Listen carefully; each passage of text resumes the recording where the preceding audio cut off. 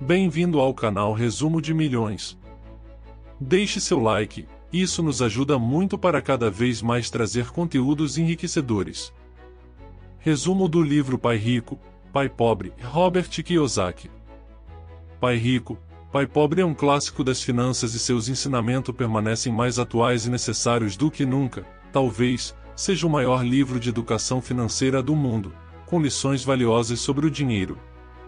Isso porque nós aprendemos a vida toda que devemos estudar bastante para arrumar um bom emprego e nos aposentar recebendo valor significativo na previdência social. Mas, será que a vida se resume a isso mesmo? Na verdade, temos a opção de trilhar um caminho diferente através da educação financeira. Para isso, é necessário se livrar de crenças limitantes e investir naquele conhecimento que pode nos desenvolver. Ao descobrir isso, Robert encontrou a rota do sucesso e da prosperidade financeira. Então, ele decidiu fazer um resumo dos principais ensinamentos aprendidos ao longo de sua vida no livro Pai Rico, Pai Pobre. Robert nasceu em 1947 na pequena cidade de Hilo, no Havaí, onde ele também cresceu. Se formou na Academia da Marinha Mercante dos Estados Unidos em 1969. Após isso, se alistou no Corpo de Fuzileiros Navais como piloto de helicóptero na época da Guerra do Vietnã. Depois desse período, foi trabalhar na Xerox, se tornando o vendedor número 1 da empresa e adquirindo a experiência necessária para abrir sua primeira empresa, que foi fundada junto com seu irmão e fazia produtos para surfistas. Essa foi apenas uma de suas várias tentativas mal-sucedidas de criar uma companhia relevante. Contudo, tudo isso serviu de aprendizado para que ele fundasse uma empresa com foco em educação financeira e empreendedorismo.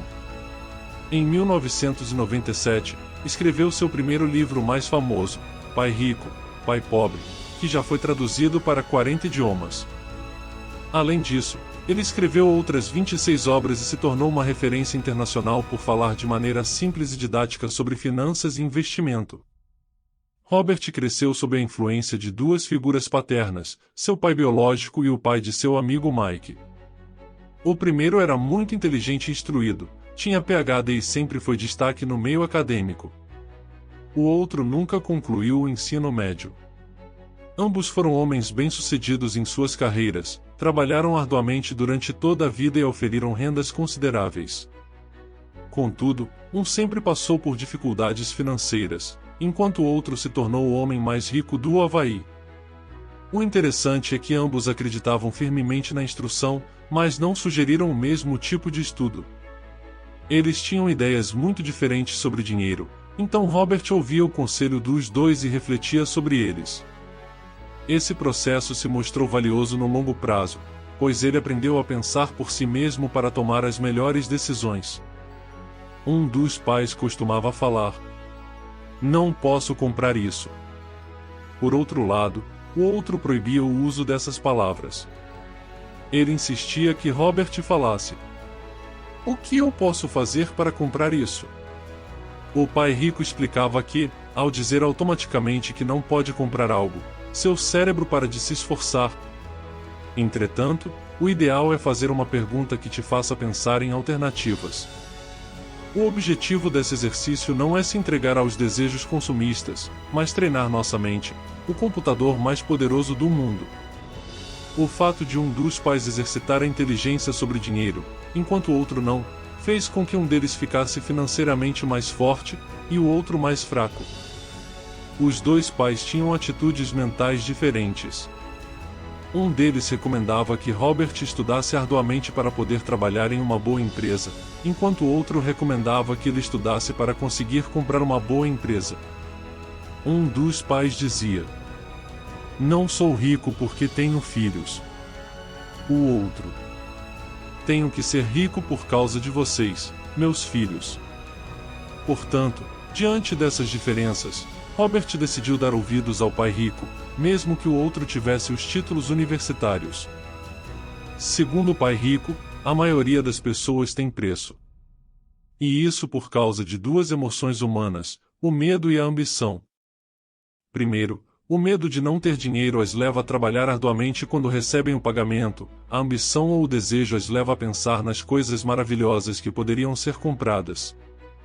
Por isso, suas vidas se resumem em acordar, ir para o trabalho, pagar contas, acordar, ir para o trabalho, pagar contas.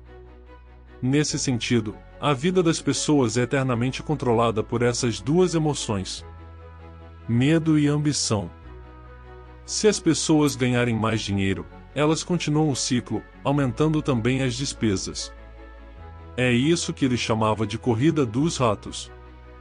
Mas, a questão que surge é: como sair da corrida dos ratos? O primeiro passo é falar a verdade. Devemos refletir sobre nossas emoções e ser sinceros sobre o que estamos sentindo. Em vez de enfrentar o medo, as pessoas resistem e não pensam. Elas reagem emocionalmente e não usam suas mentes. Então, elas se veem com alguns dólares na mão e novamente as emoções de alegria, do desejo e da ambição se apossam delas. O pai rico dizia que não devemos evitar as emoções, pois são elas que nos tornam humanos.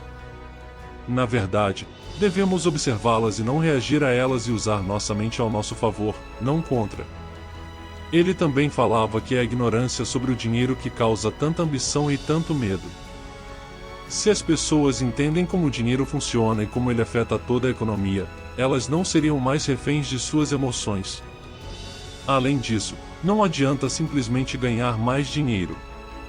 Isso porque, sem o conhecimento, você também vai acumular mais gastos e continuar na corrida dos ratos. Acumule ativos. Segundo Robert, se você deseja ser rico, precisa entender a diferença entre um ativo e um passivo e comprar ativos. O pai rico dizia que ativo é aquilo que coloca dinheiro no seu bolso. O passivo tira. Os ricos adquirem ativos. As classes média e baixa adquirem passivos pensando que são ativos. Por exemplo, a maioria das pessoas considera que a sua casa é o seu maior investimento e a realização de um sonho. Contudo, apesar de todo o valor sentimental, um imóvel tira dinheiro do nosso bolso, não coloca. O autor não quer nos desincentivar a comprar uma casa, mas apenas quer que reconheçamos a diferença entre os conceitos. A única forma de o seu imóvel se tornar um ativo é se você colocá-lo para alugar. Nesse sentido, seu carro, o financiamento que você fez e a fatura do seu cartão de crédito são passivos. Por outro lado, os ativos são as ações, os imóveis, a que geram renda, os títulos, as propriedades intelectuais, etc. Pois, por meio deles, você recebe o aluguel, os dividendos, os juros e os royalties. A fórmula da riqueza é simples, mas as pessoas não a seguem porque não sabem diferenciar esses dois conceitos. Depois de entender as definições, tudo fica mais simples, pois, se quisermos ser ricos, basta passar a vida comprando ativos. Por outro lado, se quisermos ser pobres ou pertencer à classe média, é só adquirir passivos. Em complemento ao tópico anterior, ganhar mais dinheiro não resolve nossos problemas. As pessoas não ficam pobres por não ganharem dinheiro, mas porque passam a vida comprando passivos em vez de ativos. O que falta em nossa educação não é saber como ganhar dinheiro, mas como gastá-lo.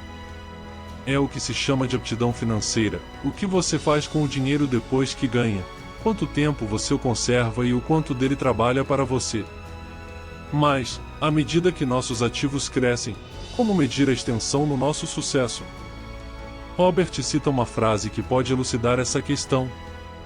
A riqueza é a capacidade de uma pessoa sobreviver pelos dias que virão ou, se parar de trabalhar hoje, por quanto tempo poderá sobreviver? Portanto, se construirmos um patrimônio que gere uma renda que cubra todos os nossos gastos, seremos abastados. Ainda não seremos ricos, mas estaremos aparados. Caso continuemos investindo em ativos geradores de renda de modo que esta seja maior que nossas despesas, então poderemos investir esse excedente em mais ativos. O autor diz que esse processo é como plantar uma árvore. Você rega durante anos, e então, um dia, ela não precisa mais disso. Suas raízes são suficientemente profundas.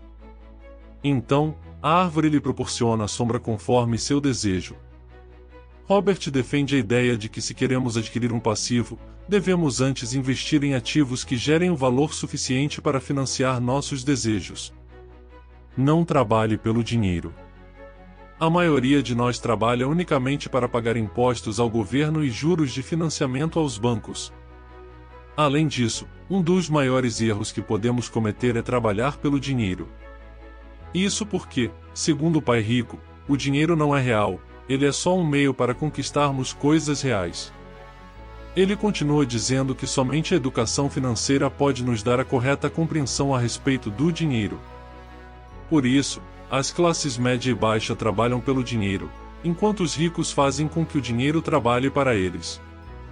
Como já foi dito, mais dinheiro não resolve o problema das pessoas. Na realidade, muitos que são bem remunerados lutam com problemas financeiros, pois não sabem como fazer o dinheiro trabalhar para eles. Mas, como podemos fazer isso? Investindo em ativos. Robert nos fala que a aquisição e a construção de ativos que geram fluxo de caixa colocam o dinheiro para trabalhar para você. Essa é a ciência do investimento, o dinheiro que faz dinheiro. Ao invés de trabalhar para comprar passivos, deixe que seu dinheiro faça esse esforço por você. Segundo o autor, cada dólar na coluna de ativos dele era um ótimo empregado se esforçando para se multiplicar e comprar para o chefe um novo Porsche. Por fim, devemos sempre lembrar dessa afirmação do Pai Rico. Se quisermos ter mais liberdade, devemos ter o dinheiro trabalhando para nós. Agradecemos que ficou até o final do vídeo. Aproveite para se inscrever no canal e ativar as notificações para receber os próximos resumos.